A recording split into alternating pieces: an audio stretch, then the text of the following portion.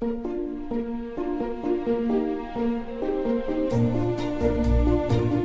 here at Spoon Bar and Kitchen in Preston Center with Chef John Tesar, and thank you so much for being here and taking time to talk with me. Well, thank you, Rebecca. Thanks for coming today.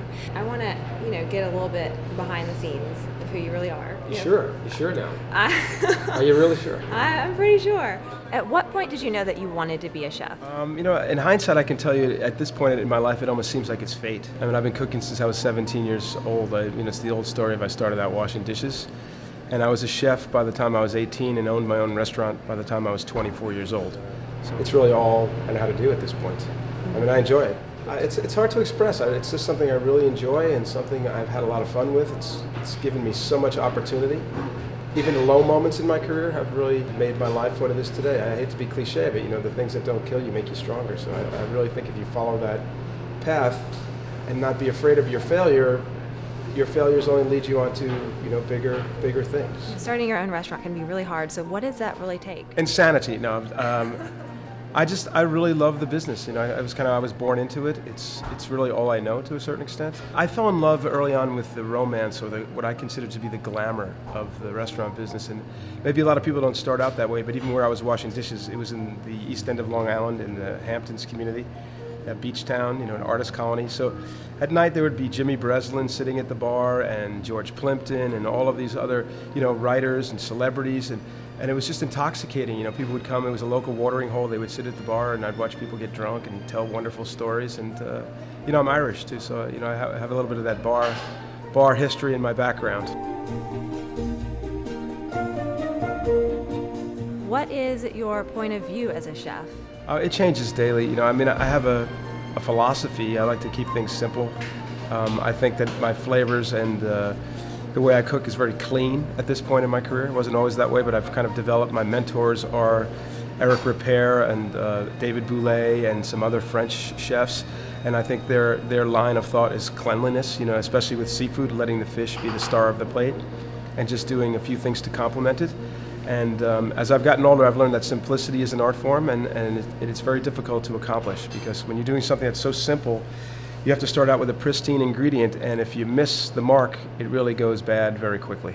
Tell us about your experience coming to Dallas. Well, I came here to replace Dean Ferring and change the mansion. And I think that ruffled a lot of feathers, and it kind of put a strange spotlight on me for some people that still have yet to get to know me. And I was very hard on the staff there because I was asked by the executives to be very, progressive and change things. So I probably didn't make a lot of friends there, and I think if we look in hindsight, the hotel's now been sold, a lot of things have changed. The Dallas dining scene is now about small, independent, young, chef-driven restaurants. So I feel somewhat responsible for changing the direction of the ship here in Dallas. I'm not taking credit for it, but I think when you put someone like me from a New York or a Las Vegas background and you bring me to a big, small city, I'm going to change a few viewpoints, and that may ruffle feathers, but it may also help the dining scene. So I'd like to think that after being here 6 years now, I've had a little bit of an effect on changing or stirring the pot, so to speak, with how people look at food in Dallas. When people come into Spoon for dinner, what do you want their experience to be? We built this basically to be a neighborhood gem with the hopes that people would really understand what we're doing. And it seems to be working out. We've been so lucky so far. Every night we're busy, and not ridiculously busy where people are being turned away or it's too loud or it's too noisy. We've created a dining experience, and we have 58 seats, and for a chef it's kind of a dream. I wouldn't want a smaller restaurant because then I couldn't have the staff and the ingredients that I work with.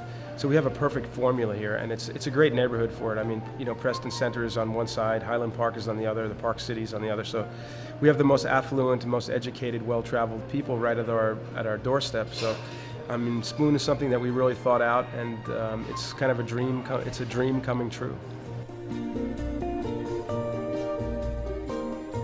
What is your ultimate goal for yourself? It's just to stay here and to progress and grow the restaurant. I have partners and I have other opportunities, but when those opportunities arise, I will conceptualize them, I will design them, I will create menus and hire young chefs and mentor them. This is my home. It's very important. For the next 10 years, I have built this restaurant for me to learn, not only for the guests to experience, but for me to grow as a chef. So I hope people will see that each time they come. Is there anything else that you want to say or want people to know about you?